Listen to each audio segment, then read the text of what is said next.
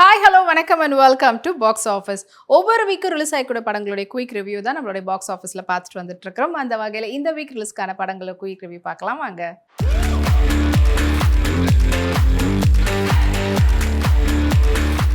இப்போ நம்மளுடைய பாக்ஸ் ஆஃபீஸில் நம்ம பார்க்க போகிற திரைப்படம் தரைப்படை. ராம் பிரபாவுடைய டைரக்ஷனில் பிரஜன், லுலுசபா, ஜீவா மற்றும் நடிப்பில் வெளிவந்திருக்கக்கூடிய திரைப்படம் தான் தரைப்படை.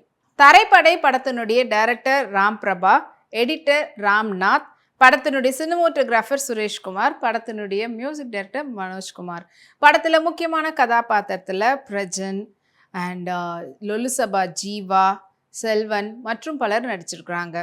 படத்தினுடைய ஒன்லைன் ஸ்டோரி பற்றி சொல்லணும்னா, இந்த MLM அப்படின்னு சொல்லிட்டு இந்த செயின் மார்க்கெட்டிங் அப்படின்ற மாதிரிலாம் நிறையவே இருக்கும் பார்த்தீங்களா, இதனால என்னெல்லாம் நடந்தது அப்படின்றது தான் இந்த படத்தினுடைய கதையாக எடுத்திருக்கிறாங்க.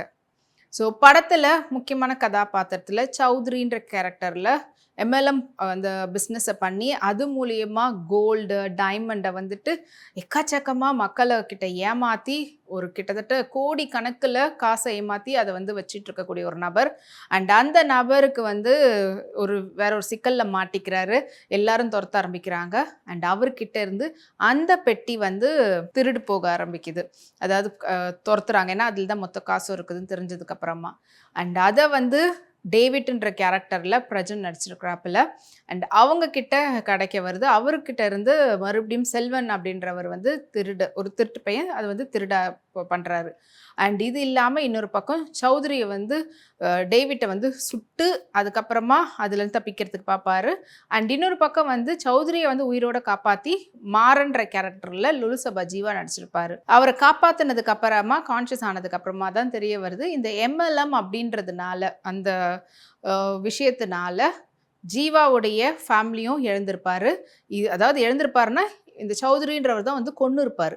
அதனால அவங்க குடும்பமே போயிட்டுருக்கும். அதுக்கு பழி வாங்கிறதுக்கு இந்த சௌத்ரியுடைய லாயரை வச்சே இவங்க பண்ண எல்லா தப்பையும் கமிட் பண்ணுறதுக்கான வேலைகளை பண்ணிக்கிட்டு இருப்பார் ஜீவா ஒரு பக்கம்.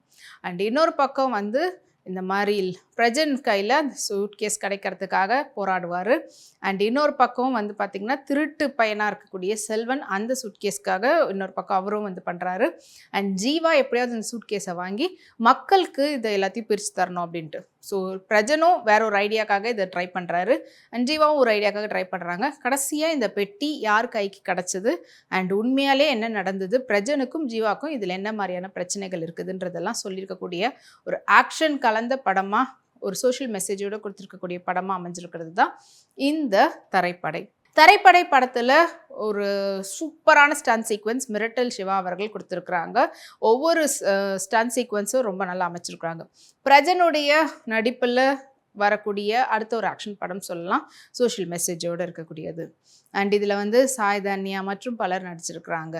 அண்ட் படத்தினுடைய சினிமோட்டோகிராஃபர் லோ பட்ஜெட் படமாக இருந்தாலும் அதில் எந்த அளவுக்கு கொடுக்க முடியுமோ அந்த குவாலிட்டியை கொடுத்துருக்கிறாரு சுரேஷ்குமார். அண்ட் படத்தினுடைய மியூசிக், BGM இந்த கதைக்கு எது இதெல்லாம் தேவையோ இன்னும் கொஞ்சம் பெட்டராக இருந்திருந்தால் இன்னும் அந்த கதையோடு சேர்ந்து ட்ராவல் பண்ணுறதுக்கு நல்லா இருந்திருக்கும்.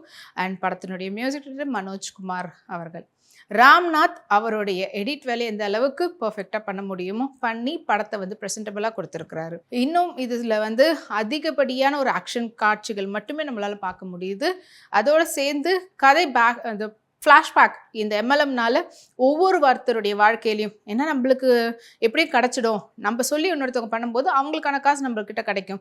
ஆனால் ஆக மொத்தத்தில் யாரோ ஒருத்தர் ஏமாந்துகிட்டே தானே இருக்கிறோன்றது ஃபைனல் பாயிண்டில் முடிய போகுது. அப்படின்றது தெரியாமையே நம்ம வளரணும், காசு சம்பாதிக்கணுன்ற ஆசையில் ஒருத்தர் பண்ணக்கூடிய விஷயம் அந்த காசு சம்பாதிக்கிறதுக்கு பிளான் போடுறவங்களுக்கு எவ்வளவு அது கலெக்ஷன் வாங்குறதுக்கு சப்போர்ட்டாக இருக்குன்றதை சொல்லியிருக்கிறாங்க. ஸோ இந்த திரைப்படம் இந்த வாரம் ரிலீஸ் ஆகிருக்குது. தியேட்டரில் போய் பாருங்கள்.